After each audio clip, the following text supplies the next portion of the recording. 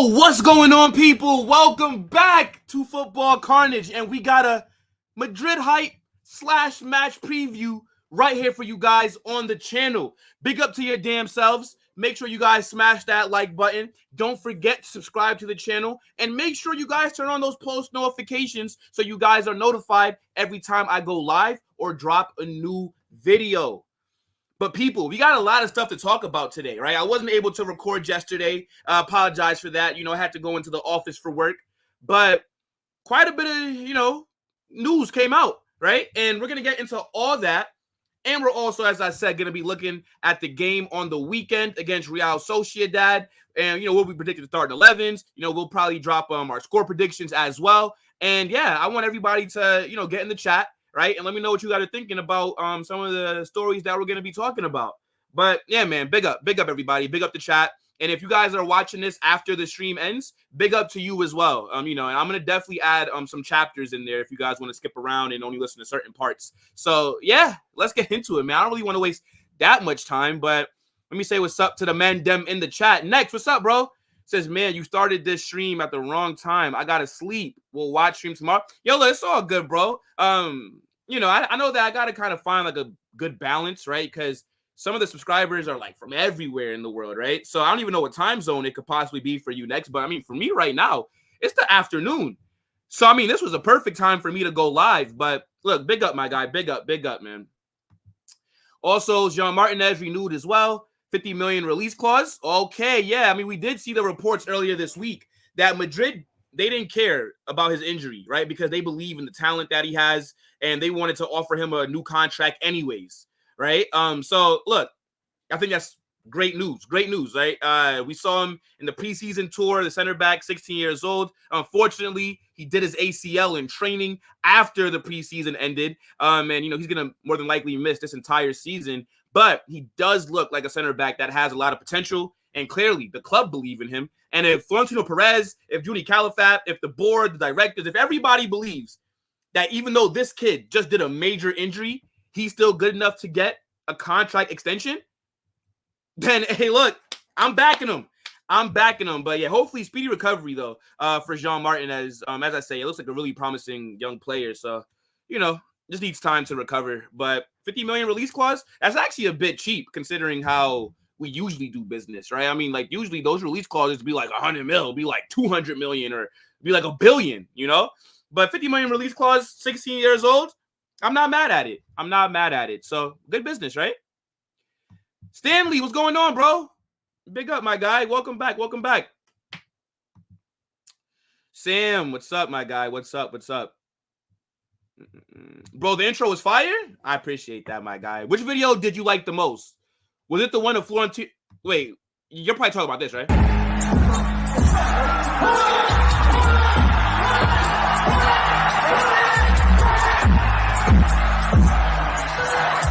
Yeah, man, look. Whenever you see that video, you know it's going to be a fire stream. Nah, big up my guy, Stanley. Big up, broski. Yo, what's good, Madridistas? Oh, man. Yo, that's a lot to talk about. I'm excited for this stream. Like secured? Big up my guy. Look, the best Tottenham fan that I know. Big up, Jordan, man. Big up, my guy. Welcome back. You late, bruv. It's 21:58 in South Africa. Ooh, damn. 21:58. Yo, I'm not gonna lie, bro. I don't be doing like military time. All right, so now I gotta look that up. Let me see. 21 military time. That's got to be like 10:30, right? Let me see, Eastern time. I'm in Eastern time in America. 21. Oh, it's 9 p.m. That's not that late, bro. 9 p.m. Come on, man. You ain't about to go to bed on route. Bro, 2K. You're not about to go to bed, bro. It's only 9 p.m. Come on, man. It's not that late. Nah, big up, man. Big up. And my guy Unruly. What's up, bro? Yep, Lunin signed a 4-year deal. Yeah, you guys must remember what I was saying about Lunin, and we are going to talk about him in a little bit. Yeah, we definitely will get on that. And then, why are you doing my press like that? Hey, look, bro, Florentino Perez, yo, he was vibing right there. He was vibing. And look, the vibes are real good at the moment for Madrid. Preseason is over, right? The season has started. We got the first 3 games out the way. We just had the international break. That's officially done. All the games wrapped up. And God answered my prayers because I was praying that I didn't get any more injuries this week. And we didn't. And actually, on the injury front, things are looking a bit more positive. But regardless, before we even get into all that, the season is back Saturday against Real Sociedad. That's a big game. They're a good team, right? You got the Champions League coming back next Tuesday. So, we're getting into the full swing of things. And I'm excited. I don't know about y'all, chat, but I was looking forward to the international break. I was. Because the form that Madrid were on didn't really have me excited. Like, I wasn't that happy with how we were playing. But the way that, we beat Real Betis, right? Seeing Mbappe score a brace, right? Seeing the team actually start to show some chemistry. I think after this 2-week hiatus, I'm ready for some Madrid ball. I'm not going to lie, guys. But before we get into the match preview, right, there's a few other things that I want to do. And that's because there's a lot of other news that's going on right now. So something that broke today, right? Did you guys see that Mbappe, he's taking PSG to court because they still owe him money of unpaid wages from right before he left. I think they haven't paid him since April. And he wants his money, rightly so. But PSG, they're being petty. They weren't trying to give the guy his money because they were salty that he left them on a free and came to Madrid. So, anyways, they had a whole court battle. And the LFP, who is the deciding factor in this, right? The reports came out and said the LFP has ruled in favor of Mbappe and ordered PSG to pay the player the 55 million euros in bonuses and wages he was claiming for April, May, and June. The striker yesterday rejected a conciliation agreement with the club. So, chat, for those of you guys that don't know what a conciliation is basically, in legal terms, I think it's like when you agree to just settle things amicably, right? Or like you try and say that it's like dismissed, for example. Like, oh, no, there's nothing to worry about. Like, it's all good. Because PSG are not trying to pay him. And legally, Mbappe is owed that money. You know how when we talk about, people getting transferred out and they're running down their contracts and with that? Technically, right? So, let's use a perfect example, chat. Conor Gallagher at Chelsea, right? Entering the last summer window, he only had 12 months on his deal. Chelsea were trying to offer him extensions, and he was rejecting them because he didn't like the terms, and I think they wanted him to come off the bench. He wasn't going to be a starter anymore. So he rejected those contract offers. And it looked like he was going to try and run down his contract and leave for free. Are you guys following me? So, Chelsea, you don't want to lose a player for free, right? No club does. That's bad business. So what they tried to do was force him out the club, right? They told him, if you don't leave, you're going to be banished from the first team. We're going to have you training with the under 8s. You're going to have to eat lunch in your car. You're going to have to use the bathroom in a bottle in your car. We're going to ban you from the facilities, bro, since you want to leave for free or try to. And it worked, right? He's now at Atletico. Chelsea got some good money for him. So at the end of the day, it worked out for both parties, right? Now, let's go into a hypothetical, right? And chat, just follow me. Follow with what I'm saying, okay? Don't lose me, okay? If Conor Gallagher told Chelsea, I don't care that I'm not going to play for a whole year, and I will go train with the under 22 or whatever the hell it is, right? Let's say if he just did not care, and he was like, I don't want to leave right now, and I want to leave next summer for free, right? Legally, he can do that, right? Once you sign, and, Chelsea nowadays are giving people death row contracts, but once you sign a deal for 4 years, 5 years, however long it is, you're entitled to all that money. And there's nothing a club can do about it. They still have to pay you. Whether they want to play you or not, they still legally have to pay you. So PSG, right? They're obviously upset. They're salty. Once they realized, because remember, wasn't it around April time when Mbappe dropped that video of him officially announcing that he's going to be leaving PSG at the end of the season? Was that not April? Like around the time that they got knocked out the Champions League? Or am I mistaken? So I feel like once he dropped that video, the PSG board said, yo, fuck this guy. We're not paying him. But legally, you cannot do that. And people are going to come and make the PayPal jokes and, get on to him for doing this. And Mbappe's done nothing wrong.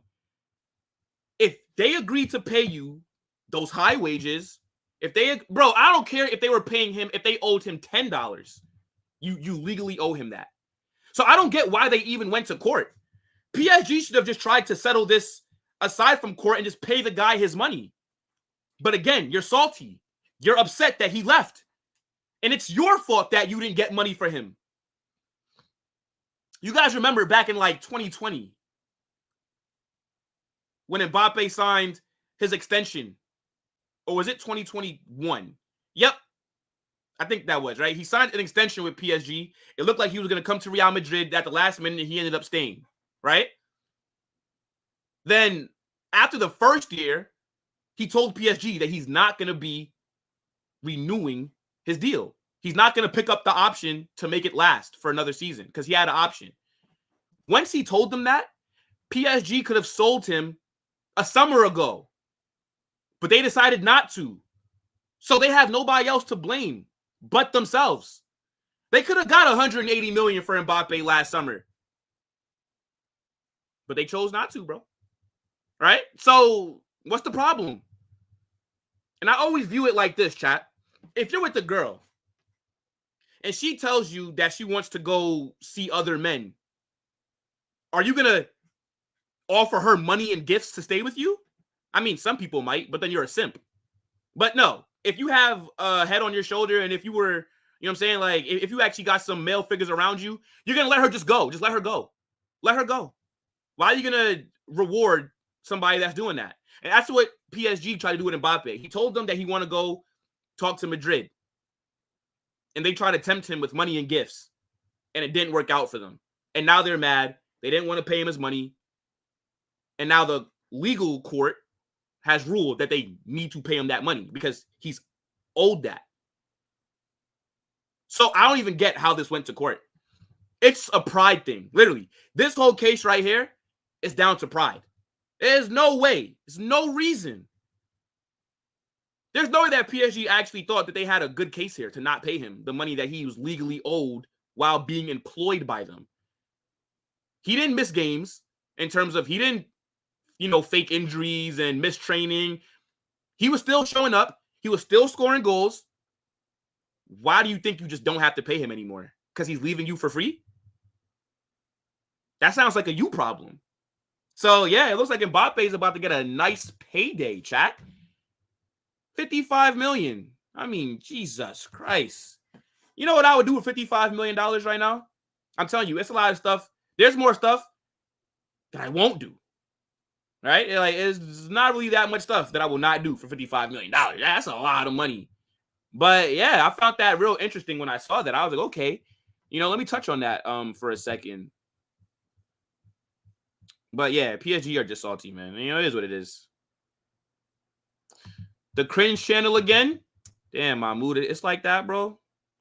It's like that, bro. All right, fair enough. Fair enough. At least you put your chat in. So thank you for helping out the cringe channel. Appreciate that, my guy. Yo, Bilal, what's up, bro? Yeah, it's been a little minute. What's up? Been a minute. Vinny dropped a disaster class and international break. But make no excuses. He's on his way to 2-month-long master class. Yeah, look, man. For me, the blame has to go on the manager. Like, all those talented players that Brazil have, and when they get out there, they look like that. I got to blame Peter Griffin for that. I don't know how this manager is still in a job. Like, losing to Peru is crazy. It's absolutely crazy. No, is it Peru? No, it's Paraguay. Paraguay. My fault. The season has just started. Looking forward to the team, bro. I'm excited, man. It was a nice little break. By the next international break, I'm saying 12 goals, 15 assists. Okay, Bilal, like that. Okay, so 12 goals and 15 assists in 5 games. That might be a little extreme. But he's about to go on a generational run.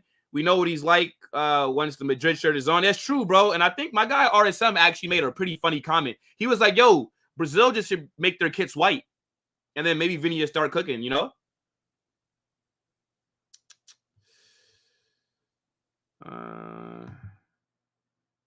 Bro was in Saeed's stream. Yeah, I work at Bleacher Report. Saeed, it's my guy. So he was in the city, hit me up. I was like, yeah, bro, come through. And I showed him around the office. But yeah, for those of you who don't know, I guess, that video kind of puts it out there. But yeah, I work at Real Madrid. I work at Bleacher Report. So like BR football and stuff like that. Yeah. Real Madrid. All right, fair enough. Haaland and Mbappe? Sure, buddy. I actually give Haaland some credit. Haaland is a very good finisher. Elite finisher. One of the best we've ever seen. In and around the box, he's fantastic. But if he's not scoring a 2-yard tap-in, he might as well not be there. I feel bad for you as a Real Madrid fan. You don't watch good quality football. I mean, I was seeing good quality football last season, but with Toni Kroos not being there, and now we also have to adjust with Mbappe being up front, it's going to take a little bit of time. And I think that we started seeing it click a little bit against Betis. So don't worry about us, bro. Don't worry. Don't worry. Trust me. Things are going to click real soon. Don't worry, Mahmoud. We slapping. Oh, my God. All right. That's cool. How many more Champions League do you have to go? What, like 15 more? 14 more? Something like that? Because you only have one, right? Damn. Only one Champions League? That's it? All that money y'all spent? Only one Champions League to show for that? How long has Pep Guardiola been at Man City? Only one Champions League? Damn. All right. Fair enough.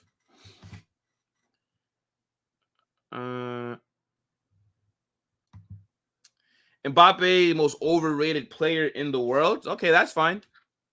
That's fine. It's not a problem with me.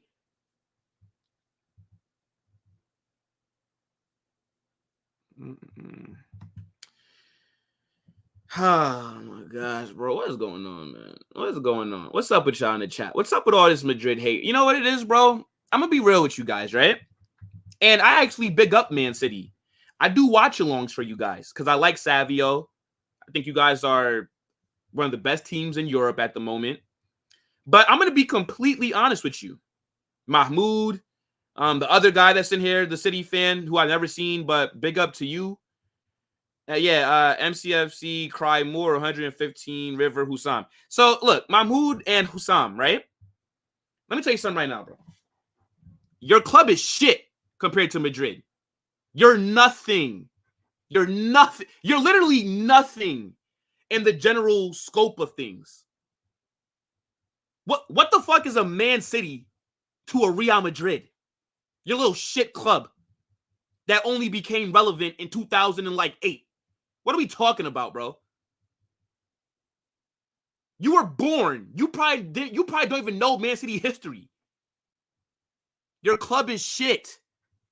All that success that you guys have had so far is fantastic. But guess what? You're still smaller than Manchester United. Manchester is still red. You have no history. You have no heritage. Your legends are irrelevant. So I don't really get how City fans could get so much chest to talk to bigger clubs. What do you think? Recent success makes you a big club? I think City will be a big club. Y'all not a big club yet. Where's the history? I'm older than Man City's successes. Like, what are we talking about here? Am I crazy, chat? Man City fans get a little bit of oil money, right? Get a little bit of state funding by a whole country. And they piping up to talk to me. That's absolutely crazy. when they're so insignificant to us. Now, yes, I do view you guys as a threat, right? You guys have a great manager. You guys got a great squad. But understand that your club is shit when you're talking to me. Just so that we're clear. We're not the same. We're nowhere near the same, actually. So, maybe in 100 years, by the way, all of us would be dead by then. So, Mahmoud, Hussam, in 100 years, yeah, City will be considered one of the... maybe Manchester might even be blue in 100 years. But guess what? You won't be alive to see it because your success just started. You guys are playing catch-up. The big boys are already so far ahead. So, you enjoy supporting your club. You guys are doing some fantastic things. But you're shit when you're talking to me. One Champions League. It's an absolute joke. Absolute joke. Anyways, let's see. Stanley says they were the ones that offered him the contract, so why owing him and refusing to pay him despite him completing... Yep, exactly. He completed his part of the deal. Like, you can't not fulfill contractual obligations because you're salty. Like, that's why there's legal documents. Business has nothing to do with your emotions. So, big W for Mbappe today. Dunking on PSG. PSG is ran like a preschool, man. Ain't no way you and your best player don't have that relationship no more and he wants to leave, but you let the contract completely end when you can sell him. Exactly. I literally said it. Once Mbappe came out last year and said that he's not going to extend his deal, I thought PSG were idiots for not selling him that summer. Like, you're forcing it. Like, why are you trying to hold on to him? You can't keep a player that does not want to be kept. Like, what are we talking about here? They are different players, can't compare. That's true. Haaland and Mbappe are different. But whereas Haaland is a better striker, Mbappe is a better footballer. That's it. Vice versa, Kai. Vice versa. Don't worry, bro. Vice versa. All these City fans talking crazy. They need to be, bro, that's what I'm saying. That's what I'm saying. These guys are like 10 years old. They don't realize that they're supporting a small club that just got success. How's your recovery going? It's actually going pretty good. He was in training today. So there is a chance that he possibly gets called up. We'll talk about that a little later.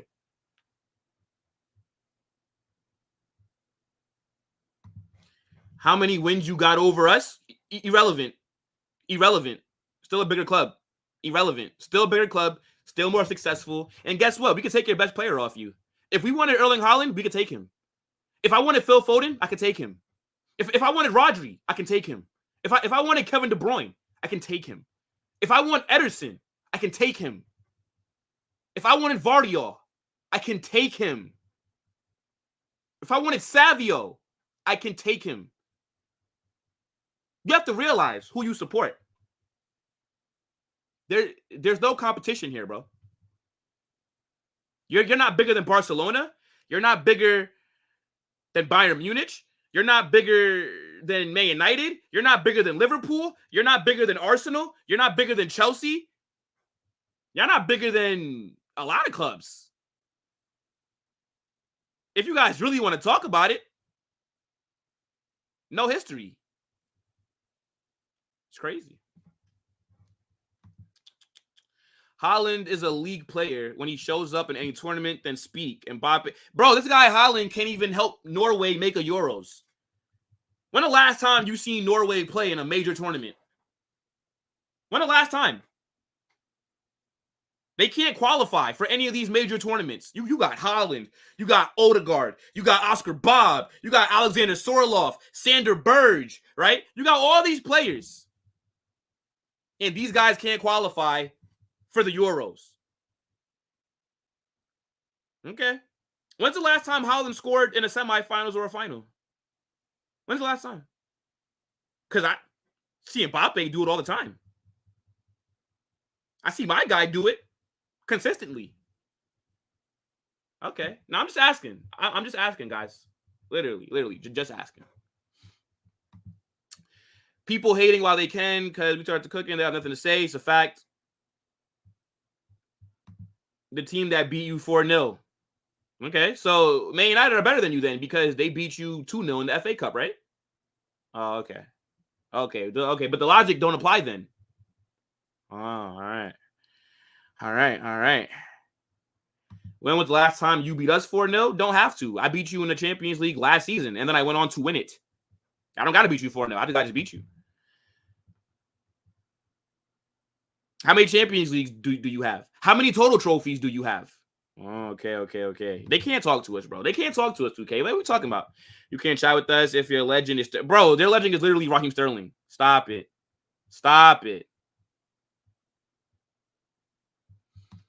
Bro, Jordan, talk to them. Let them know. Jordan. Y'all got less European heritage than Tottenham.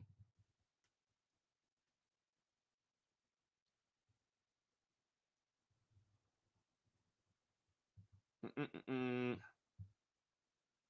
me see. City fans want to pick on Madrid to create some rivalry. Bro, there's no rivalry. Maybe there is a Champions League rivalry because we keep drawing them every freaking year, but we don't got no rivalry with no City fans, bro. They got to get their trophies up first before they could necessarily be rivals, in my opinion.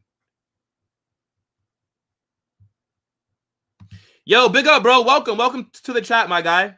What's going on, broski?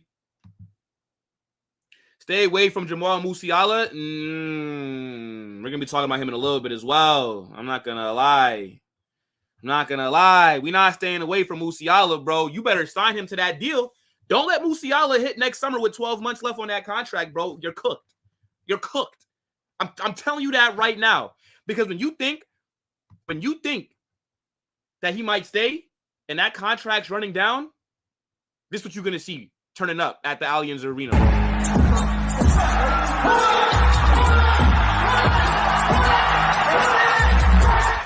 You want to see Pablo Perez. You don't want to see Pablo Perez pulling up if Musiala don't sign that extension, bro. It's going to be peak.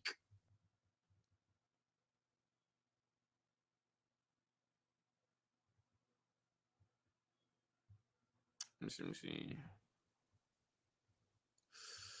Yo, big up to everybody that's in here, man. Big up. I'm trying to get into as much comments as possible, but I do want to move on shortly to the next thing that I want to talk about. Madrid have lost more UCL finals than Madrid have won. Bro, we're just different, bro. We're different. I'm driving a Bentley. You're walking. Like, we're just not the same. Like, that's the difference from a Man City to a Real Madrid. I'm in my Ferrari. You're walking. We're not the same. I live in a mansion. You live in a studio apartment. Y'all know what a studio apartment is? It's one of those apartments where you walk in and everything's in one room. The bathroom, the kitchen, the bedroom, the living room. It's all in one room. That's the studio. I got 15 rooms in my house. You only have one. Your bathroom is in your kitchen. We're not the same. And I don't want to shit on you guys like that because I actually do rate Man City. But I just got to remind you about how insignificant your club is in the grand scheme of things. Anyways.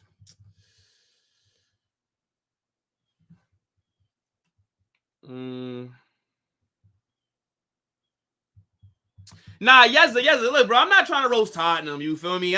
Sometimes you gotta just let people know what it is, though. All right. I feel like we're getting too much into this Man City talk. Let me see. If you take Musiala, you can... No. I'll do you one better, right? And big up to my guy.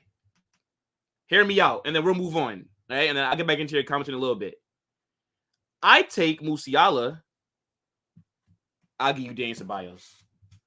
Fair enough, right? Fair enough. Deal? Come on, man. Who else gonna offer you a deal like that, my guy?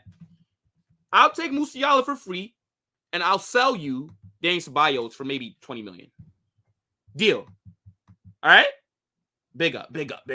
All right.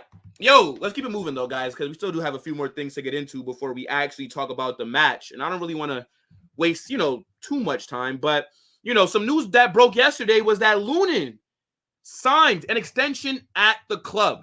It's about damn time.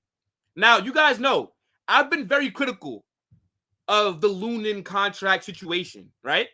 I was somebody that said, if Lunin's not going to sign a new deal, and if he wants to leave the club for free next summer, fair enough. But then banish him from the first team. I didn't want to see Lunin in any match day squads.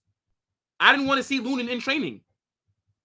Again, he has the right to have wanted to leave.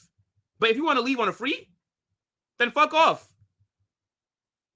But nonetheless, a deal has been signed. And I knew that a deal was going to get signed because there was no way that we were going to let this guy just walk out of the club for nothing, right? Now, I found this report interesting because it says Lunin has signed a deal, right? It's a 4-year contract until 2028, and he did seriously consider leaving during the summer, but no options were good enough for him to leave the club. And the current renewal does not mean that he won't leave next summer, right? Now, you guys know I rate Lunin. I think Lunin is a very good goalkeeper. Last season, for me, he was one of the best in Europe. He made big save after big save, week in, week out. And a lot of people didn't notice that because they don't watch Real Madrid. The only time that most people watch Madrid is on Champions League nights. But nobody's watching us week in, week out. So they weren't aware of how good Lunin is. And then you saw him get his flowers against Man City in that penalty shootout and during the game when he was making some big saves. And I do think Lunin deserves to be a starter. So I don't blame him for wanting to possibly leave the club. But at the moment, being a starter at Madrid is not something that he can do unless Courtois gets injured. Now, I want Lunin to stay. I view him as our future number one. But if he wants first team football right now, then yeah, I think next summer I could see him going. But let me tell you something right now. Anybody that signs Lunin, you're getting a top keeper. And the reason that I like that we extended him is because, one, now he's not going to leave the club for free. Two, we can demand the highest amount of money possible for him. Because now there's no rush, right? When a player only has 12 months left on their deal, usually you're not going to get their market value for them. Because it's a cut price deal at this point. Because you need to sell or else you'll lose them for free. So now you got to lower your evaluation. Now, let's see how this season goes for him. Look, we're in 7 competitions. There's going to be a lot of game time for him. We might end up playing about 65 games this season, which is actually crazy when you think about it. So he is going to get his opportunities, but it's not going to be on a consistent basis like he would prefer. And I think last season, with how well he played, being the starter, that maybe opened up his eyes. And maybe that is a factor in why it took him so long to sign a new deal. Maybe that was a factor in why he wants to possibly leave. Which, again, I can't blame him. Players have ambition. They want to play. And I remember last season, right, when Courtois first done his ACL, I remember, bro, the fans were panicking. They really were. The club were panicking. Carlo Ancelotti didn't even believe in Lunin. You remember, we brought Kepa in on loan. And Kepa immediately was named the starter. Right? Don't forget, chat, Lunin was not supposed to be the starter last season. It was given to Kepa immediately. But Kepa wasn't bad. He was average. But when Lunin was in goal, we looked so much better. He's a better shot stopper. He's better on the ball. He's just an overall better keeper than what Kepa was. And through his play, because remember, Carlo was trying to do like a back and forth kind of thing, right? Like one game was Lunin, one game was Kepa. After he realized that Lunin is just outplaying him, he tried to rotate the keepers. Then Kepa got injured. Once Kepa got injured, it was over. Because Lunin was playing so well that you couldn't justify dropping him.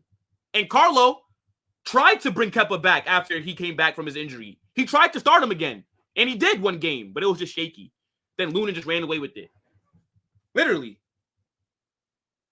So, again, very underrated keeper. Was top 5 last season. Big save after big save. Cooked in the Champions League. And this deal is good business. Because he could leave next summer. I don't really care if he does. I prefer him to stay. But I don't blame him for going if that's what he wants to do. But now we can get money for him. We're not going to lose him for free. That was my issue. If you guys watched my watch-alongs last season, if you guys were tuning into my streams, then you would know how highly I rate Lunin. So I never wanted him to leave. And I was one of the people that when Courtois got fit at the end of the season, and when Carlo announced that he was going to be starting in the Champions League final, I was one of the people that complained about that. I said, no, Lunin deserves to start. And I think that also might play a factor in him wanting to leave. Because he was one of the best goalkeepers in Europe last season. He was a big reason why we even made the Champions League final.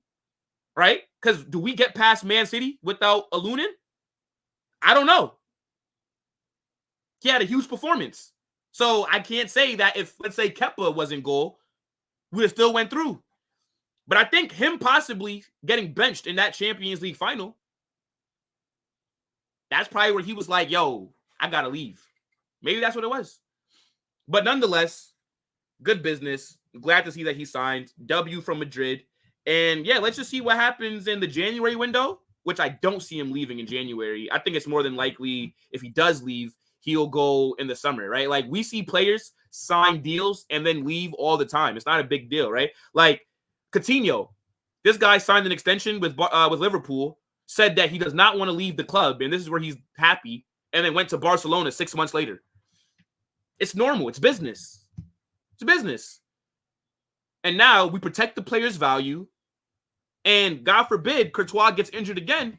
Now you got Lunin that's here and locked up for another 4 more seasons. But I will say, though, the Euros was awful. Lunin was awful in the Euros. Oh, my gosh. I couldn't believe what I was watching, some of the mistakes that he was making. But I guess when you got Zinchenko, right, man like Bart Simpson in your back line, you're going to be put under unusual pressure, you know? But let me know what you guys think about Lunin signing a 4-year extension at Madrid. I knew this was coming. I just didn't want to see him in the first team until he signed that deal, literally. But yeah, let's see what happens next summer, and let's see who needs a keeper. Because right now, I can't think of any team off the top of my head that needs a goalkeeper. I thought Chelsea should have maybe went in for Lunin before they brought in Jurgensen. Right? I think that Lunin would have been an excellent signing for Chelsea. But like Arsenal don't need one. I mean, man, United got Onana, and like Onana's. City got Ederson, but if Ederson goes to Saudi next summer, I don't know. Maybe that could be an option for him. Tottenham got Vicario. Maybe Bayern Munich, right? Manuel Neuer's not getting any younger. He could retire next summer, right? PSG got Donnarumma. Because I don't see him leaving Madrid for a small club, right? Like when the report says that he considered leaving during the summer, but no options were good enough, that's just telling me that no big clubs came in for him, because all the big clubs right now are kind of set at goalkeeper.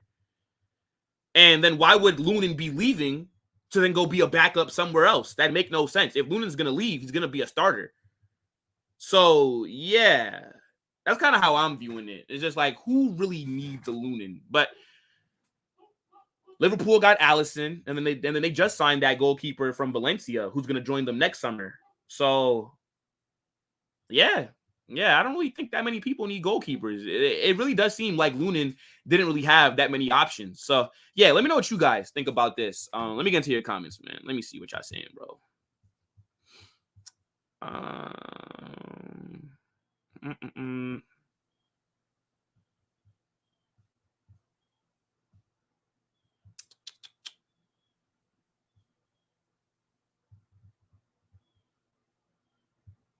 Okay. Hey, well, I live in a studio apartment. Don't hate. Nah, look, bro, that's not me shitting on anybody. I'm just saying, like, It's just different levels. You know, like, and again, Jordan, like, you're an adult, right? So, like, you know what I'm trying to say just by making that example. But there's nothing wrong with being in a studio, bro. Nothing wrong with that.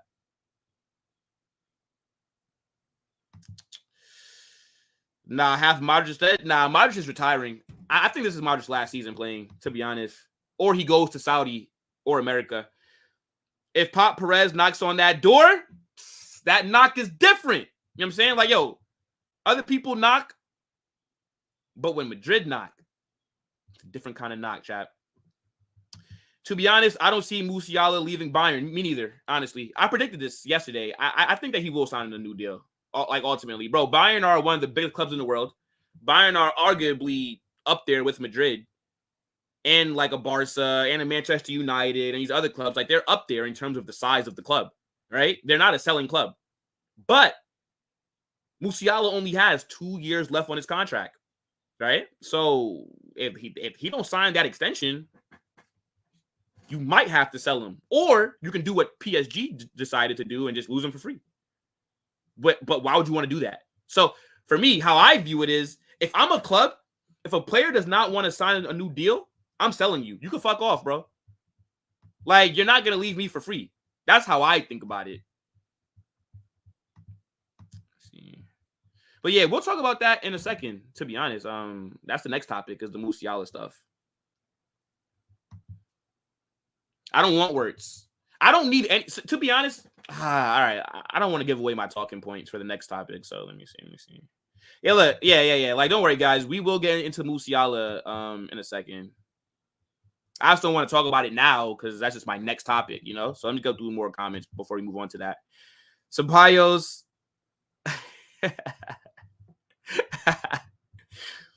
Stop hyping Musiala. He's mid. While your name on YouTube is Kai Havertz? Self-awareness, brother. Self-awareness. Let's be honest here. What does Musiala have over Jude as a player except dribbling and carrying the ball? Well, so you're asking me, like, what does he have over him? And then you name the two most important things that I would need for my 10 to do. And Jude's not a 10. Jude's a box-to-box midfielder. Last season, he played as a striker / 10 because that's what we needed to do in that system because we had no striker after Benzema left, right? We brought in Joselu, but Joselu is not good enough to start for Madrid, right? Joselu, absolute monster off the bench, but he was never going to start on a week-in, week-out basis. So Carlo had to get creative, and Jude is physical enough where he can do a job there, and he crashes the box late, so it worked out. But as a 10, Musiala is clear of Jude Bellingham as a 10. Come on, 2K. Come on, bro. And I agree with this as well, Yeza. Yeah, I think that Musiala is a better passer. I don't know about long distance shooting though. I think that is something that Musiala needs to work on. Is his finishing. I would say that Jude's probably a better finisher than him. Jude just has a better physique. Fair. Lunin was the best keeper last season. The Leipzig and Man City game in UCL proved it, bro. And the thing is, we should have lost to Leipzig. We should never beat Leipzig. They were battering us. We looked so sloppy at the back. I remember doing a watch along for that, and I remember when I recorded my match reaction, I was pissed. I said, yo, bro, I said that we were lucky to get past Leipzig because the performances that we put in over the 2 legs were disgusting. So I'm with you, Bilal. And then on top of just Champions League, in La Liga, he was cooking.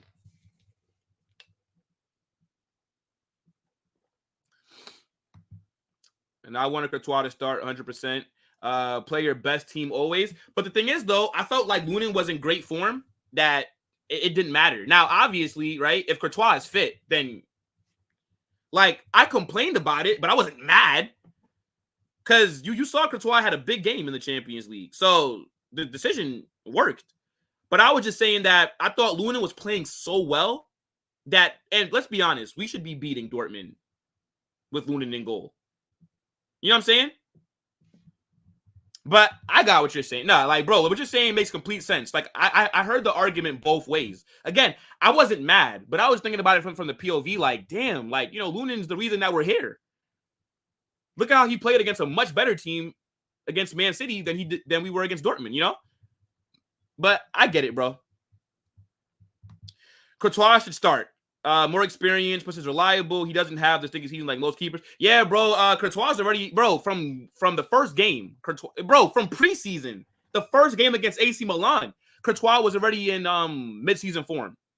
Absolute baller. In 3-4 years, like, well, how is Courtois right now? All right, because maybe he's only at Madrid for like 2 seasons, maybe. Who knows? Lunin is okay. Needs to work on his passing big time. Okay. I think his passing, I think his distribution from the back is pretty solid. Jude has better long passing accuracy. I don't agree with that. And more shots from outside the box than Jude.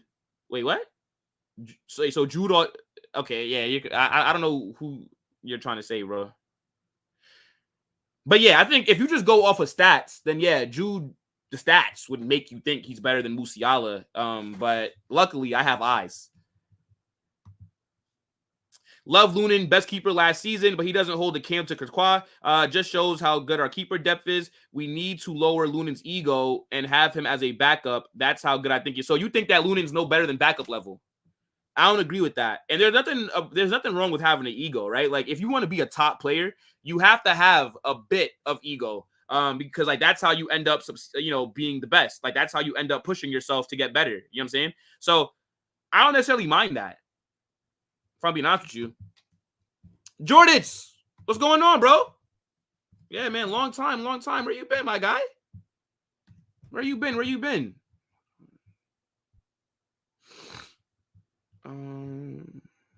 second. Okay. Just wanted to check something real quick. Been busy at work? All right, look, all good, bro. But yeah, I've been good, man. I hope that you've been good too. Let me see. Okay, you guys are arguing. I don't think the top teams would need him. Yeah, bro, like they're all situated in terms of their keepers, right? Like I kind of ran through it all. Oh my God, I got something in my eye. Yeah, like I ran through it. Basically like all the top teams, like they're kind of set at the moment, but you never know. Like the goalkeeping landscape could look real different in 12 months, you know? So we'll see. But if nobody comes in for Lunin next summer, I will gladly keep him. Trust me, that's not a problem. That's not a problem, bro.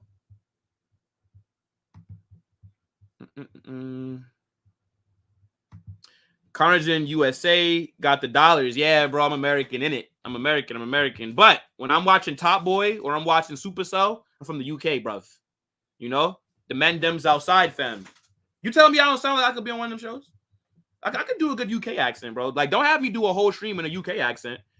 I had y'all thinking that I'm from from North London or something. Wait, Musiala has an agreement to join Man City when KDB goes to Saudi and Bernardo goes to Barca. No, that's not true. That's not true. That's all rumors. So it's all speculation right now. Lunin should get a chance in some games. He will. Courtois is not going to play all 65 games. Like, Lunin's going to probably start in the cups, right? Lunin to get some game time against some of like the lower teams, right? Like, Lunin will probably get maybe like 15 to 20 games this season. To be honest, like I can see it going like that for him. Diogo Costa to replace Ederson and Musiala to replace KDB. City dominate for the next 5 to 8 years. Well, I do think City are going to dominate England. Yeah, for sure. Well, unlike these Bayern Madrid fans, can you admit Arsenal have the best defense in the world? No, not the best defense in the world, but you're up there though. It's definitely arguable, right? Like you can make an argument that Arsenal have the best defense for sure, for sure. But I know what you mean. I think Diogo Costa, he plays for Porto, right? And yeah, and he plays for Portugal's national team. Brother, I said as a player, not a 10. Yeah, but it doesn't really matter as a player because we'd be buying Musiala to play as our 10, right? Like, yeah, I think Jude off the ball is superior to Musiala, right? Jude's more physical. Jude is bigger. He's stronger. You know what I'm saying? He's probably faster as well, right? And that's what makes Jude a great box-to-box 8. But I'm just talking about as a 10, right? Like at the position that Musiala plays, that a lot of people try and force Jude in, because Jude is a better 8 than he is a 10, right? Like Jude's not good enough to be the midfielder that's linking play, right? He's not good enough to be the midfielder that's dictating the tempo of the attack and picking out passes. No, because he's not that good on the ball. He's better off the ball.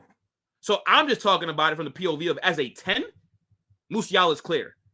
And the qualities that you named, right? Because you said, what does Musiala have over Jude aside from, what was it? Like being better on the ball and maybe his passing, I think you said. But like, that's what I need my 10 to be really good at.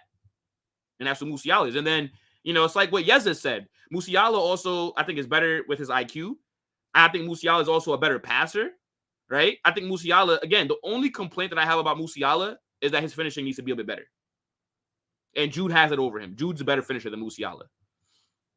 But I'm telling you right now, Musiala is him. He's him. He's him. For me, Musiala is the best 10 in the world. There's not another 10 in the world that I would take over Musiala. So that's how I view it.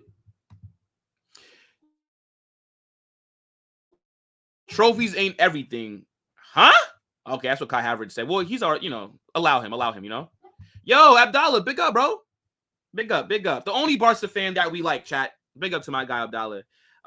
Tuning from work. Bro, appreciate that, my guy. And you saw what he said, right? Smash that like button. OMG will stop targeting for the rivals. Jamal is an exciting player on the ball, but that don't make him a better player. No, I didn't say he was, bro. I said he is a better 10. I don't care about who the better player is. What I'm saying is, if I had to have either Jude as the 10 or Musiala as a 10 or as my central attacking midfielder, my cam, whatever the hell you want to call it, I'm saying I'm taking Musiala. That's what I'm saying. I never said that Musiala is a better player, but for the position that they both play at, Musiala is better. It's like the argument where people think that Trent is a great right back. Trent, for me, is not a good right back. Because everything that makes Trent a good player is not things that a right back is needed for. You know what I'm trying to say? So that's kind of similar to like how you're talking about Jude right now. If that makes sense. Wirtz is not better than Musiala. No. Come on, Jordans. No, bro.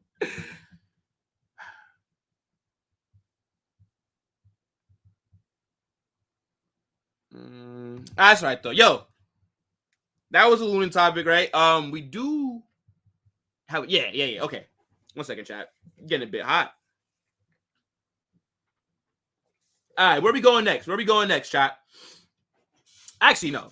There's no other place to go but talking about Jamal Musiala. Because those links, chat, I tried to tell you guys. When Musiala first got linked to Man City about a week ago, did I not say, if this guy don't sign an extension by the time next summer comes around, Real Madrid will be involved. We will be there. I try to tell you guys, Bayern fans, you got to be nervous. You literally have to be nervous because there's been no progress in terms of the contract negotiations, right? And I think Musiala is going to wait it out. I honestly think that Jamal Musiala wants to see how Bayern play this season. And I think Bayern are going to be just fine, right? I think Bayern will win the Bundesliga. I think Bayern are going to also win one of the domestic cups. And I do ultimately believe that Musiala stays because Bayern are a huge club. He's German. There's no way they're going to let this guy leave. If I was them, I would tie him up, throw him in a basement, dark room, and, bro, I would starve him and not give him any water until he signs a new deal. I think Bayern need to give Jamal Musiala one of them death row contracts that Chelsea are giving out. I'm talking about you got to sign him up to a 10-year deal because I think Jamal Musiala is one of the future faces of this sport. I think he's the best talent that Germany have as well. And this is the player that Bayern Munich need to be building around because he's that good. tell you this right now. As I said, Jamal Musiala is one of the best attacking midfielders in the world. I can't think of one that I would take over him. And I think Vincent Kompany is going to have Bayern Munich playing some good football, and I see them winning a double this season. But with that being said, nothing is signed yet. And I think every single big club around Europe is going to be looking at this situation. I think every elite club is going to be monitoring what's going on with Musiala and Bayern Munich. Now, when Real Madrid got linked to Florian Wirtz, and we talked about that on the last Madrid hype, I said that I don't want Wirtz, right? Because I don't think he fits the profile of players that we need.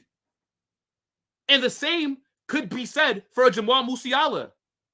We don't need a player of Jamal Musiala's skill set at the moment, right? We got Arda Güler, we got Brahim Diaz, and even though they're not as good as Musiala, maybe Arda Güler might be one day, but as of right now, he's not better than Musiala. We have players that can do that role, right? What Madrid need is a deep line playmaker. They need an 8 that can sit back and is a great passer. Again, Enzo Fernandez. That's a player that I think fits that kind of profile because we are feeling the loss of Toni Kroos. We also, next summer, need to be focused on our back line. We got to address center back. We got to address the right back position, right? So an attacking midfielder is not the first thing that's on my mind when I'm thinking about what we need to be getting next summer. But I did say that if we're going to go buy any 10, since we're being linked to Wirtz, I'd rather go get Musiala. Because at the end of this season, next summer, he only has 12 months. It's a no-brainer. Now, you guys see this report. It says Real Madrid, Barca, Man City, and Arsenal are set to battle in the transfer market to secure the signature of Jamal Musiala. Bayern do not want to sell, and they want to extend his contract. I could have told you that for free. Because there's no situation in which Bayern Munich don't want to extend this guy's deal. They would have to be out of their mind to not extend Jamal Musiala. Trust me, any deal that he gets, he will be the highest paid player at the club. He will be. I'm telling you that right now. If you're Bayern, you got to give him whatever the hell he wants. Because now, when a star player, right, when their deals start to run down, they have all the power in the negotiations. Because Bayern Munich needs Jamal Musiala more than Musiala needs Bayern Munich. Because if he leaves Bayern, he'll go to another big club. Musiala can go to any club in the world that he wants. Every single club in world football would take Musiala right now. Musiala walks into about 99% of club starting 11s right now. So he don't need to stay at Bayern if he really doesn't want to. So yeah, I think Bayern are going to have to give him a huge wage. And as I said, they better sign him up to an 8-year deal. You can't let this guy leave. Now, they listed those 4 clubs, right? But as I said, I think every big club is going to be followed. I think PSG, right? What about Manchester United? They have the money. Ineos might want to make a huge signing next summer. What about Chelsea? Nah, Chelsea don't need him, to be honest. They got enough attacking midfielders, but none of them are as good as Musiala. Is Cole Palmer better than Musiala? I don't think so. So this is going to be one to follow. Now, as I said, ultimately, I think he does end up staying at Bayern Munich. I believe Bayern are going to be fine. I think they win 2 trophies this season. And to be honest, I actually see Bayern Munich going out there and signing Florian Wirtz next summer. And I think they'll build around Wirtz and Jamal Musiala. That's honestly what I believe happens. But Man City makes sense. If KDB leaves, and I think Musiala right now is a better player than Kevin De Bruyne. I would take Musiala right now over KDB.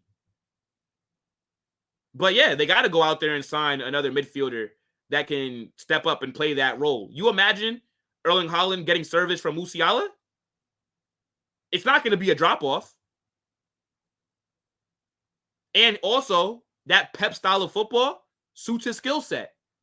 Barcelona, they can't afford him. But if they could, then, yeah, of course, they would go in for him. He's better than Dani Olmo. Musiala is better than Pedri. He's better than Gavi. Like, yes. He's German as well. And I believe he's played with Hansi Flick, too. So, I could see why those links are there. And Bayern, well, let me not say that, but Barca, they are a huge club. So, I get why they want to be involved, for sure, because they need to find a way to bring in star players. And if a guy only has 12 months left on his deal, yeah, you got to try and be quick with it, but more than likely, they're not going to be able to pay him. Arsenal, I think Musiala would fit their style of play, but I don't see him picking Arsenal. And they have Odegaard, right? So all Arsenal fans suck off Odegaard. Why are you the Musiala then, right? I don't see Arsenal as a legit option for Musiala. For me, it's either Bayern, right, in terms of extension, or it's Madrid or Man City. I think those are the only clubs that you leave a Bayern Munich for. Maybe a Barcelona, but they don't have the money. But if Barca had the money, then they're one of those clubs. Outside of Barca, Man City, Real Madrid, leaving to go anywhere else, that's a downgrade. It's a downgrade at the moment, which I don't think Musiala necessarily wants to make. But this guy is an absolute baller. Absolute baller, bro. He's the face of German football, in my opinion. Like, just, bro, he's so good on the ball. Like, there's times when I literally have done German watch-alongs, like the national team, just to watch Musiala. That's how good he is. Slows down the game. So technical. Can link play. His passing is really good as well. Only 2 complaints that I have about the guy. And that's his finishing could be a lot better. And I think he needs to bulk up a little bit to be more physical. Aside from that, the sky is the sky is the limit for him. Space is the limit. Like, he's out of this world. That's how good he is. I'm telling you something right now, bro.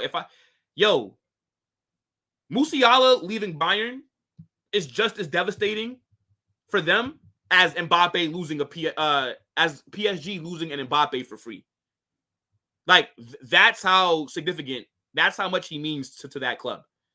So we'll keep an eye on this. But yeah, Bayern, they got to get this deal done as soon as possible. You do not want this guy's deal running down, because I'm telling you, bro, once Musiala, look out his window and see this, it's over.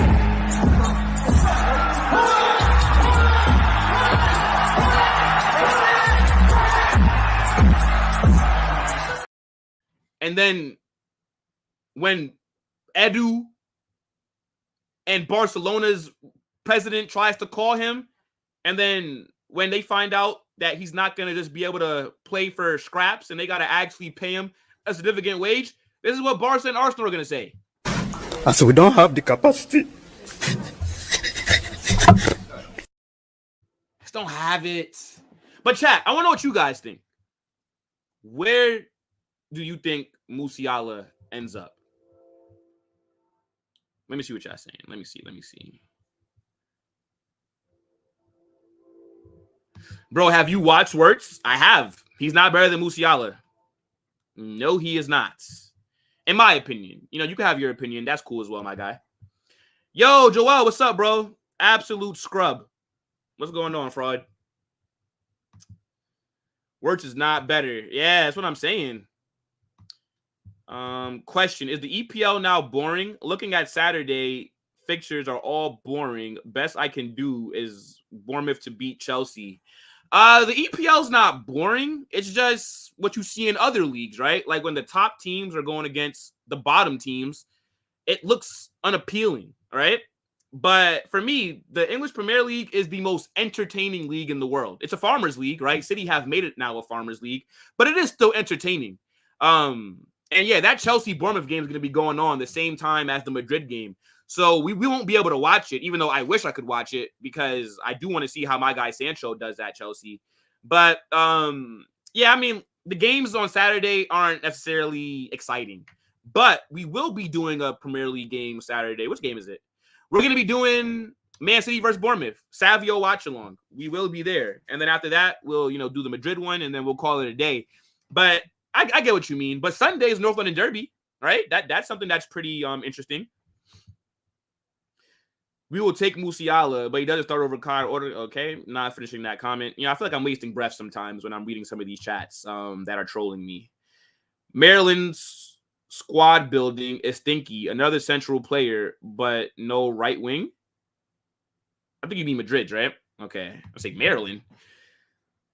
And giving him 2 years, Musiala can't chat to Arda when that boy play a full season. I swear on my life, I'm starting to think y'all overrate him. I have better Turkish cam than him. Changed my mind. No, I rate Arda Güler. And I think that Arda Güler is generational. That's why I started off that segment by saying we don't need a 10. Like, we don't need to sign a Musiala or a Wirtz because they're kind of all in that same mold as an Arda Güler and Brahim Diaz, right? They can play as a 10 and they can also play on the wing. We don't need that right now. I told you what Madrid need. We need a deep line midfielder. And then we also need a center back and we need a right back. Those are the 3 positions that we need to address. But I'm saying if we had to go out there and sign anybody as a 10, I'd rather it be Musiala. That's all I'm saying. Bayern will sell Musiala, and guess who they're going to buy? Wirtz. And now, bro, I actually think that Bayern want to pair Wirtz and Musiala together. That's what I would want to do. And I think if they're able to sign Wirtz, Musiala stays. I do not believe. I think they will both end up at Bayern if I had to put money on it.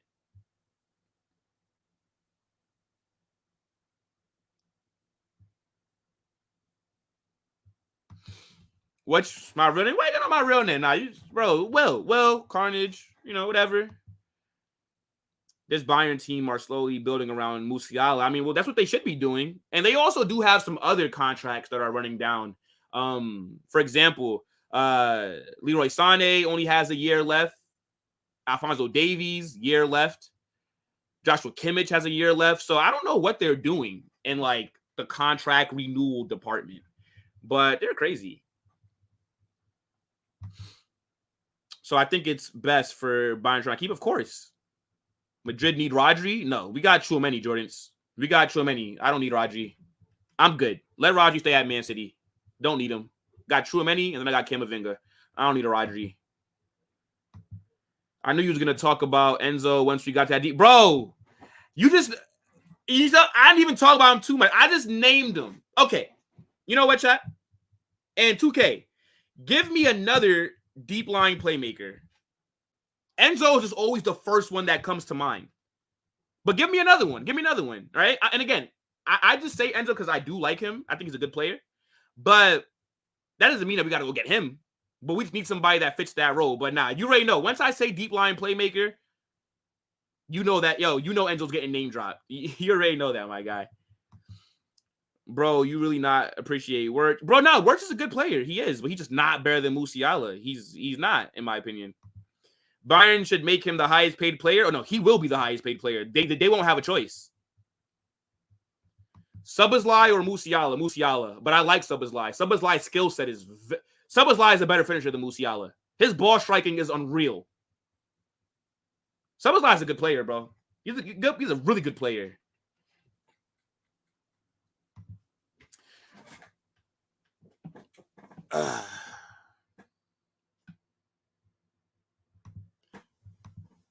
Carnage best channel now. Bro, I appreciate that, my guy.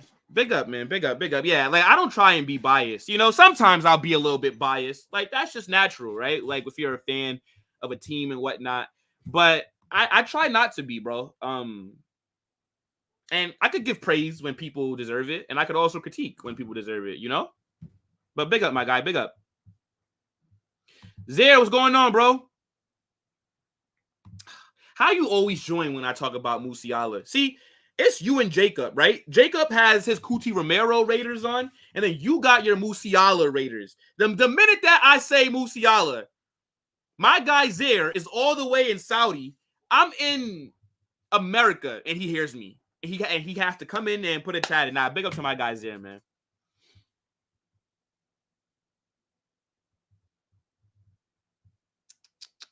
Let me see what you guys saying. Adam, what's up, bro? My guy, welcome.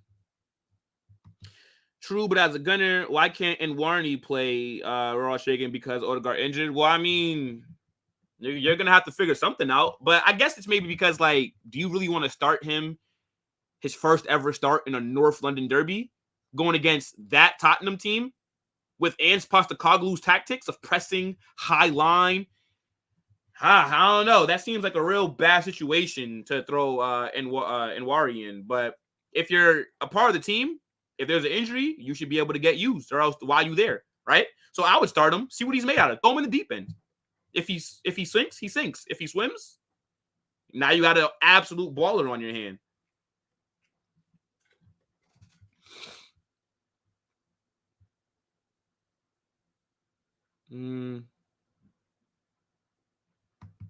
I'm surprised that Bayern didn't go for Szoboszlai. Yeah, he had that low release clause as well, right? Like only 60 million. I thought that was great business by Liverpool. He started off so good last season, and then he kind of fell off. But I'm telling you right now, bro, Szoboszlai is tough. I'm telling you guys right now, he is a baller. Like his skill set is very unique. Bruh, Sky and them and NBC hire weak pundits. They should tune in. Bro, they should hire me. Bro. I bring the energy. Wirtz knows that Musiala is better than him. Yeah, maybe. I doubt that he'd ever say it.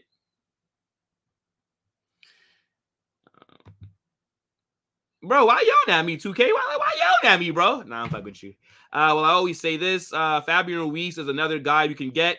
He stayed deep, don't attack like that, and still control the game from deep and better on the ball, too. Okay, Fabian Ruiz.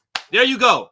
So we need players of the mold of an Enzo Fernandez or a Fabian. See, so now I can start saying Fabian Ruiz. I'll take your word. I don't really watch him too much, to be fair. So I have to get more familiar with his game. But okay, if Fabian Ruiz kind of fits that mold, but is he as good of a passer as Enzo is? Because remember that, because Toni Kroos's passing was very crucial for us. Why not Nwarni? Look, bro, how did the kid from Barca get minutes? People would say, how can you play Jamal, Gavi, or something trying to take? No, I agree. It's like, yo, bro, I literally just said that if you only have him in the squad after the injuries that could play in that position, yeah, bro, throw him out there. If he's a part of the first team, sink or swim. Sink or swim. Age is not an excuse like that, in my opinion. But I do understand maybe some people being a little bit nervous with that possibly being his first start. You know? It's like, damn, your first start coming against Tottenham in a game like that. All right? Like, I mean, ideally, his first start would be against like a Bournemouth or something like that. But it is what it is. Yo, let's move forward, though, chat, and let's talk about Dani Carvajal real quick. Now, everybody knows that his contract is running down, right? And I don't believe anybody thinks Dani Carvajal is going to be leaving the club, right? I definitely expect him to sign a one-year extension, right? Now, with that being said, Madrid do have to start looking at some other right backs to bring in that could replace a Dani Carvajal, right? And we'll address that next summer. But, I mean, for me, Dani Carvajal is still one of, if not the best right back in world football. You know, no. He is the best right back in world football. Dani Carvajal is an absolute monster. This guy can attack. This guy can defend. He can cross the ball. He can do everything. There's no weakness in his game. Maybe you could say that because of his age, right? He's getting a little up there in age. He's not as fast as he used to be. But he's the complete right back. And the report saying that Real Madrid believe Carvajal has earned the right to decide whether he stays or leaves without any pressure. And I don't think he does leave. As I said, I think he signs a one-year deal. I think if Carvajal, well, whenever he does end up leaving Madrid, I see him in Saudi or America, right? I think he'll go get a big money move somewhere, and then he'll retire. And this guy has won everything. He's won everything in football aside from a World Cup. Absolute legend. One of the best right backs to have played for this team. He's from the academy as well. Baller. And next season, after Modric leaves, Dani Carvajal will be our captain. He will be. Now, again, I think this is his last year being a week in, week out starter, right? I think next season he'll be rotated, right? He'll start some games, but I see him coming off the bench depending on who we sign most times. That's why you see us getting linked to a Trent next summer for free, right? This is why you see just other right backs get thrown around. Me personally, I want Reece James. If I could pick any right back in the world right now to go out there and give me Reece James. I think Reece James is the second best right back in the world. The only issue with him is the fitness problems, right? He does usually tend to get injured. But maybe he just needs a change of scenery. Even though we've been doing a lot of injuries ourselves. But nonetheless, bro, like maybe, look at Ousmane Dembele, right? This guy was at Barcelona. This guy used to yawn and be injured for 3 weeks. Now, last season, he hasn't missed a game. Sometimes it's a change of scenery. That's all that's needed. So yeah, I would do Reece James. Like that's the deal that I would go do. But you see some shouts for Trent because he might be a free agent, right? I know some people are talking about possibly bringing back Hakimi, but Hakimi's at PSG. I don't see Madrid and PSG doing any business for quite a while. So I doubt that's a deal that gets done. Look, point is, there's a bunch of right backs that are out there that Madrid could scout. And whoever they get, I'm pretty sure he'll be a really good player. But it's going to be hard to, replace Dani Carvajal, who's been a presence in this team from before I was even watching, bro. I started watching 2014. Carvajal was there. So, yeah, just want to kind of touch on that. I do believe we'll see him sign a new deal in the upcoming months. I think for a year, maybe 2 years at max, but I think it'll be like a 1-year deal. And look, the club, they're saying that it's up to him. If he wants to stay, they'll offer him a new deal. If he wants to go, they'll respect that as well, and they won't pressure him either way. So let's see what happens with this. But I don't think he'll play in Europe. Again, I think it's either Saudi or America for Dani Carvajal. But top right back. Scored some big goals for us last season. And right, I remember when we were getting battered by Almeria. Don't even ask me. Don't even ask me why we were struggling against Almeria. This guy scored the winning goal in like the 94th minute, right? Like right as the game was about to end. And he's done this throughout his time, right? Like, good player, bro. It's just kind of so surreal that like players that you're just used to being at your club, like when it seems like they're about to leave or there's no one, like it's weird not having Toni Kroos. Toni Kroos came in 2014. That's when I became a fan. So I don't know like what watching Madrid is like without him being there. Same thing with Dani Carvajal. Same thing with Cristiano Ronaldo. Like when he left, I was like, why? And back then, I didn't even really understand the sport like I understand it now. So I was like, what the fuck? I was like, how are we losing Ronaldo? I thought we were finished. I'm not going to lie. Bro, I was like, bro, there's no way we just lost Ronaldo. But such is life, right? But Dani Carvajal is my guy, bro. That's my guy, man. Top player. Could possibly win the Ballon d'Or as a right back. His last 12 months were fantastic. Super Cup, Champions League, La Liga, Euros? Stop playing, bro. And people actually disrespect this guy. Frimpong from Madrid? Nah. I don't like Frimpong. He's a good player. But he's more of a winger than a right back. He's not good at defending. Everything that makes him a good player is all attacking wise. That's kind of why I don't want Trent and Alphonso Davies, right? Because there's rumors that we might sign both of them. I don't need my left and right back both up the pitch. I don't want that. So, but yeah, nah, not for me. Not for Frimpong. Nah, I'm good. Am I the only one that thinks Carvajal should be a Ballon d'Or? Well, I just talked about it. No. He's in the mix. He is.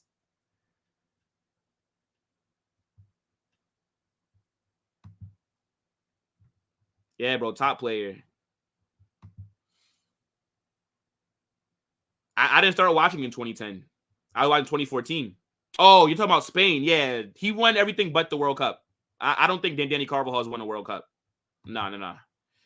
Well, Yamal right now, he's probably the best right winger in the world. No longer the best youngster. He cemented himself. I'm talking about right now this season so far. I don't think that Lunin Yamal is better than Rodrigo, to be honest. Yamal is definitely a top 5 winger in the world. But I'm not taking him over. And I don't think that he starts for Madrid either.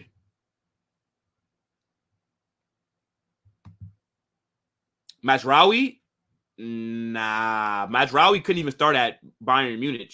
How could he come to Madrid and start? This guy's at Man United now. Nah, let him stay at Manchester United, bro.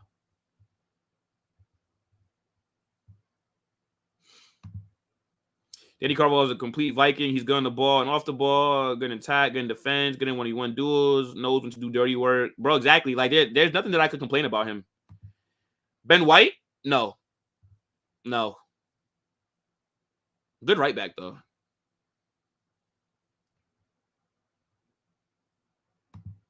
Who we getting at right back? Like, well, that's not my job to figure out who we're getting. Whoever the club decide to get, I'll back it.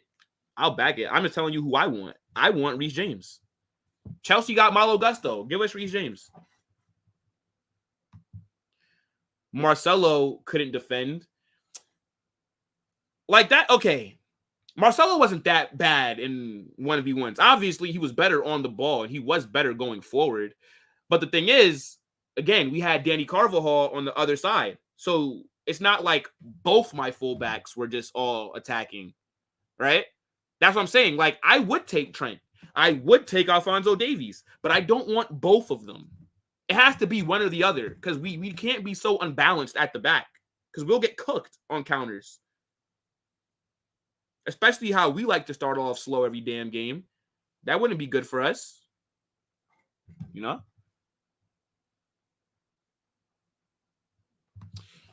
If I could only take one,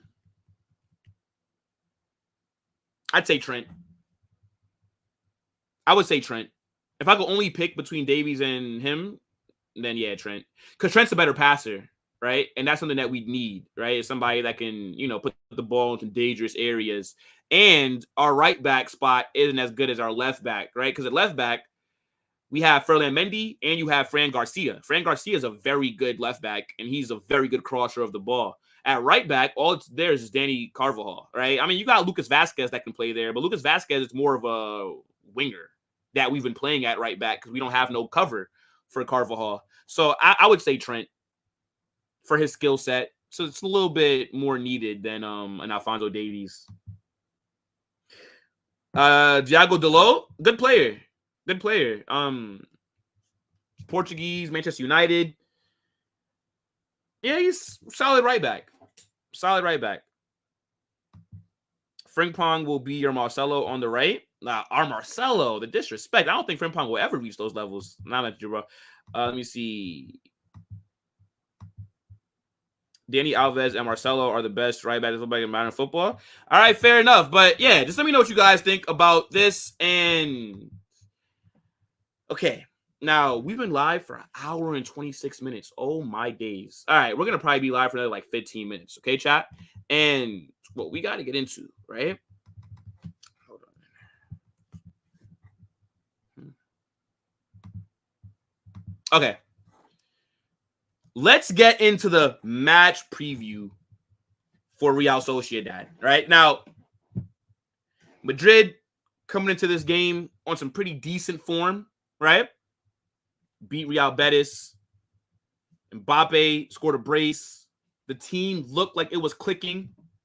Everybody was where they needed to be, right? The left side just wasn't overcrowded. Rodrigo was staying on the right. Mbappe was staying more central. We saw the midfield cook. Chouameni had a great performance. Valverde had a good performance. I'm feeling pretty confident about this game. And I need you guys to get in the chat and let me know what you think is going to happen on Saturday. Let me know what your score predictions are, and let me know what players you want to see in the starting 11, and just who are you most excited about for this weekend. Now, I think currently, right, and actually, let me share my screen. I believe currently Madrid in the table is, okay, we're second right now, so that's actually a little bit better than what I thought it was, right? So I'll share my screen, guys. So here's how the table is at the moment. Barcelona are top, right? They've won 4 out of their 4 games. They have 12 points.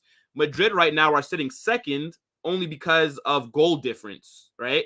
Because we have 8 points. Atleti have 8 points. Villarreal have 8 points. But our goal difference is 5. Atleti's is 4. Villarreal is 2.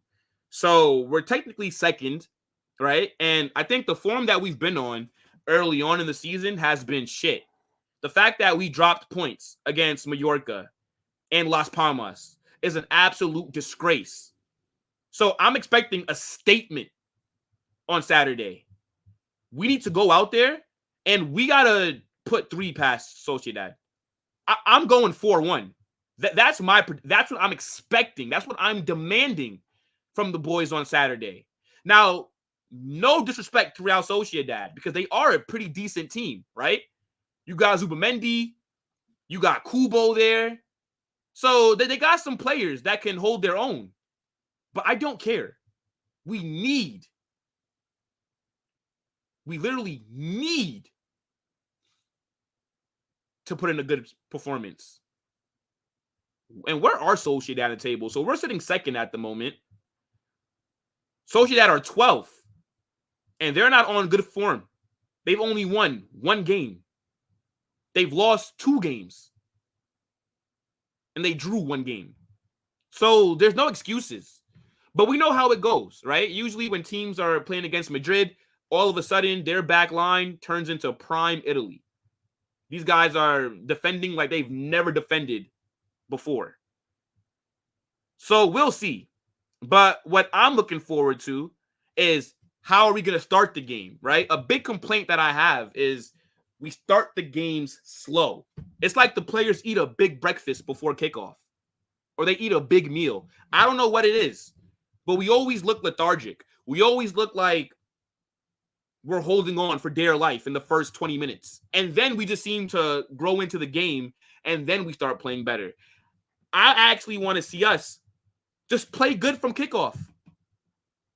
I'm not asking for nothing crazy. Just play good from the moment the whistle is blown.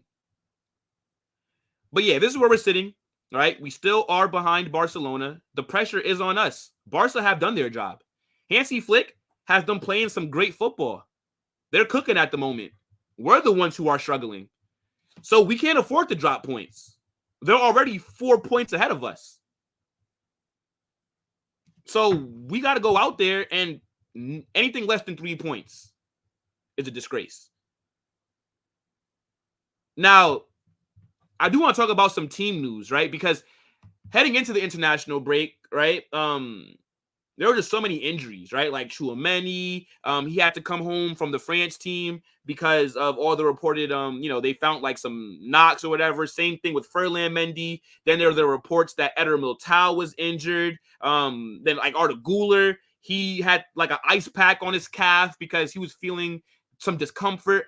It was just so many injuries that it seemed like we just could not catch a break.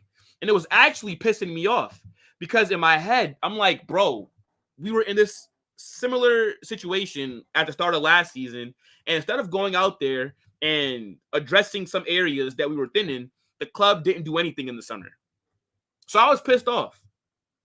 But now that I'm looking at the team news that's been coming out, the injury crisis doesn't necessarily seem as bad as it was a few weeks ago, right? So for those of you who do not know, right, in training today, Jude was out there, Tchouaméni, Militao, and Mendy. They all trained with the first team today. That's a positive. it looks like they may be in the squad for the game against Sociedad. I saw a report that said Militao is more than likely going to start. Now, is that to be believed? I'm not sure. Because when we first heard about Militao's injury, they were saying that he was going to be out for 10 days. They literally said that he was going to miss the Sociedad game, the reports. But now he's going to be back for it and fit enough to start? I don't know. Jude was supposed to be out until the end of September. But I guess his recovery's been going really well. So he's going to probably make the matchday squad. Mendy, they already said that his injury wasn't that serious. He just needed some rest, basically. And then Chouameni, they were saying that he was a doubt for this week. But again, why would they be out there training with the first team if they're not going to be traveling on Saturday? So I think all four of these guys will be in the team. Now, do any of them start? I don't know. But this is very promising. Now, there were 3 players that did not train. And I'm assuming that now we only have these 3 injuries. The only 3 players to not train today were Camavinga, Dani Ceballos, and David Alaba. All right? Dani Ceballos, he's out for like 7 weeks, right? He got injured in that Betis game. His foot looked, or his ankle, I should say, looked crazy. Hopefully, he's going to be able to come back and be fit. Camavinga hasn't even played yet this season. Got injured in training right before the Super Cup. They're saying that he's not going to be back until like late September, early October. And then David Alaba, I have no idea what the hell's going on with him. I have no idea what's taking him so long. Militao and Courtois both came back, but it seems like Alaba's body is kind of taking a little bit of time to come back. But those are the only 3 injuries that we have right now. Again, I don't know if Chouameni, Jude, Militao will start. I think Mendy will start. The other 3, I don't know. Maybe they come off the bench. But yeah, I just wanted to get into some team news real quick, and then we'll get into my predicted starting 11. Let me see your chat chart real quick.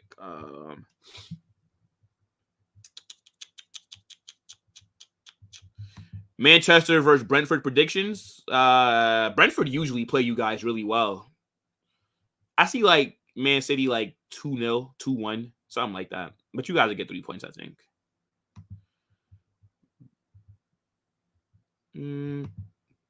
I'll keep it a buck. If we don't win by 3 goals, I'm going to be annoyed. That's fair. Every time I have Real Madrid and my ACA, they lose or draw, can't put money on them. Bro, I never bet on my team. I never put money on a game that I actually care about. Endrick, he's most likely going to score than Kubo. We'll see. Endrick's not going to start, though. So, Atletico, my team, by the way. Yep. I remember. I think the Madrid derby is what, the 28th or 29th? I say get an inhaler and pain blockers for the game on Saturday. Sociedad at home is strong. We will win, but if we start poor, we will struggle to get that win, and you will be frustrated. Well, you'll see, right? Hopefully, you'll be there on the watch along, right, 2K?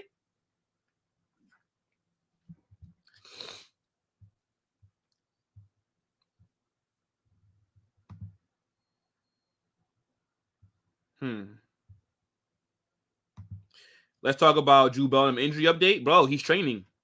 He's training, Stanley. Probably Madrid will walk top of the league.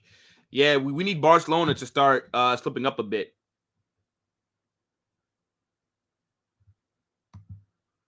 Maybe Jeff has to because we're a high-quality team. Exactly, bro. Exactly, Bilal. Now, real quick, before we wrap this up, right, chat? And this has been a real lit stream. I don't even mean for these streams to go this long, right? We're an hour and 37 minutes in.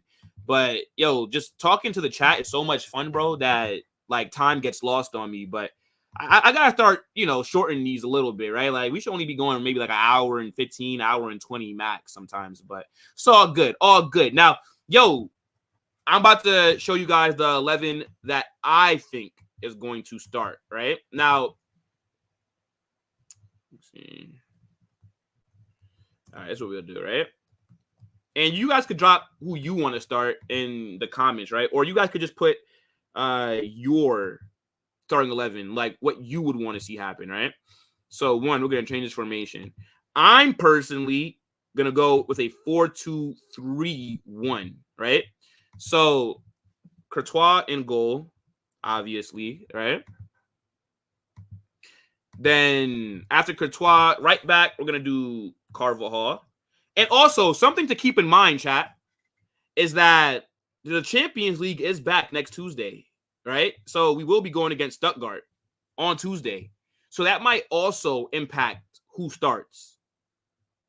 Because you don't want to, obviously you want to field a strong team for the first game. I do not believe that Militao will start. No. I think Jesus Vallejo will be out there. And I think Rudiger will start next to him. All right. Hold on. Now, they said Ferland Mendy's injury wasn't serious from last week. All right. Now, I would not mind Fran Garcia starting, but I think Mendy will start this game, to be honest. Actually, no. You know what I would do? Because he is dealing with something, right? Why even risk him right now? I would actually start Fran Garcia, to be honest. Fran Garcia is a good player, bro. I don't care what anybody tells me. He's a good left back. He is. Like, he's a good left back to call on coming off the bench. Great crosser, good going forward, very solid defensively as well. I can't even really think of a time that Fran Garcia has had a shit game. I can't really think of one. Obviously, he's not as good as Mendy is, right? Especially defensively, but he's not a slouch. Now, the pivot. I personally think that we start Luka Modric, honestly. I think we start Luka, right? I do not believe that Tchouaméni starts this week. Next to Modric, I'm going Valverde in the pivot. All right. Obviously, look, Tchouaméni still dealing with an injury.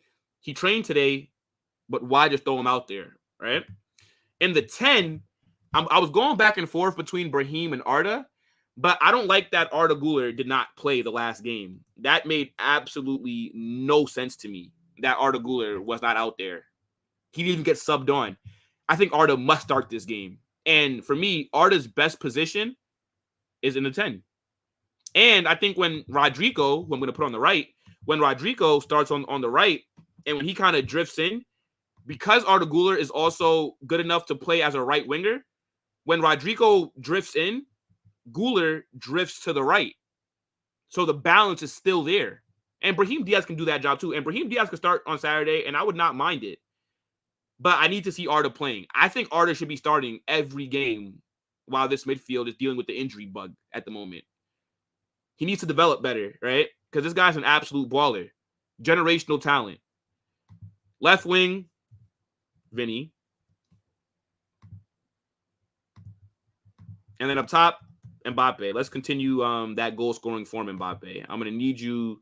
And they got to update this website because it's still showing that he's a PSG player. I don't know what the guys at Lineup Builder are doing, but they got to stop messing around, bro, because they don't even got Endrick in here. Like, Endrick's not even in their database. So if I want to put Endrick there, I couldn't. But, yeah, this is the starting 11 that I would be going with for the game against Real Sociedad. This is how I think Carlo lines up, right? So 4-2-3-1. You got Courtois in goal. You got Dani Carvajal right back. I don't believe they're going to throw Militao out there. So I definitely do see Rudiger and Jesus Vallejo playing, right? I think Vallejo will make his first appearance of the season. And then with Mendy dealing with a little injury, I think Fran Garcia starts. No Tchouaméni in midfield because of his injury. I have Modric and Valverde pivot. Arda Güler starting in the 10, which I think is his best position. I would not be mad if Brahim was starting, but I prefer Arda. Rodrigo right wing. Mbappe striker, Vinny left. This team, for me, is good enough and balanced enough to go out there and get a result against a Real Sociedad, who are sitting 10th at the moment and have only one win. Let me see what you guys saying. Yeah, man. Look, make sure you guys smash that like button like my guy Stanley said. I'm going to start my channel too, but can't do it like you guys. Turkish Troops, Carnage, Curtis, Shaw, Football Terrace. Also, yo, bro, start, Jordans. Don't say that you can't do it. The hardest part about YouTube is starting. Literally. right? And as you do videos, as you put out more content, you'll get better. As you edit more, you'll get better. So don't say that you can't do it. You can. You just need to get to it. Don't make any excuses. Start your channel. Start posting videos. And when you do, get in the chat. Let us know, and I'll subscribe to you, bro. And I'll watch your stuff.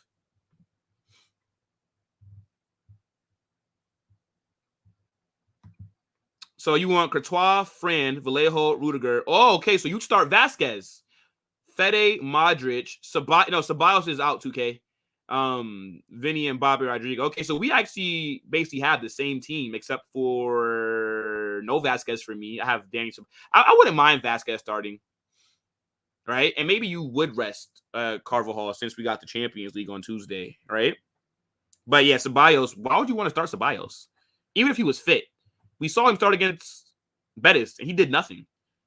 Is there a coincidence that we scored our first goal after he got taken off the bench? I think not. I think not. Let's see. Even though I'd like Arda to play or Brahim, Don Carlo will play Ceballos. Nah, bro, Ceballos is out. He's out, bro. He's out for like another maybe month or so. He got injured in that Betis game. Kovacic, Berrettini, and Camavinga. Okay. Subscribe to yours. Okay. Okay. Yo. Anyways, look. This is my starting 11. This is what I'm expecting on Saturday, right? So it's pretty rotated, but it's still good enough for us to go out there and get a win. No excuses. 3 points are needed, right? The pressure is now on us. Barcelona have been doing their job, and now we're going to need Girona to maybe get a result from them or something like that. So, look, big up to everybody that's in here. As I said, guys, make sure you get in the comment section. Let me know what you're thinking about for the match against Real Sociedad, right? What do you want to see? How do you like my starting 11? Give me your score predictions. And you can just let me know about anything else that I've talked about during this stream. You know what I'm saying? Like, we talked about a lot of things. So, jump around. Give me your thoughts. Make sure you guys smash that like button. Don't forget to subscribe to the channel as well. And we will be back tomorrow, guys. Real quick update, right? We will probably we will do a Madrid hype in the morning. And then we're going to be doing a watch along tomorrow, a Saudi watch along, right? We're going to be doing Al Nazar versus Al Ahly, right? Pretty big game in Saudi. We're going to get to watch Cristiano Ronaldo, right? He's going to be going against Ivan Toney, Riyad Mahrez, and all these things. So, yeah, that should be fun. Now, when I end this stream, it's going to take you over to that watch along, and you guys could just smash that like button from now, and then I'll catch you on it tomorrow. But I say, yeah, we will be back with a couple more streams tomorrow. Maybe I'll do 3 streams tomorrow. Who knows, right? I'll probably do Madrid hype in the morning, watch long in the afternoon, and then we'll probably do a football mania in the evening so we could talk about everybody's transfer news and whatever else is getting talked about, right? But, yo, big up your damn selves. W chat. W stream, and people, I'll catch you in a bit. I'm gone, guys. Peace.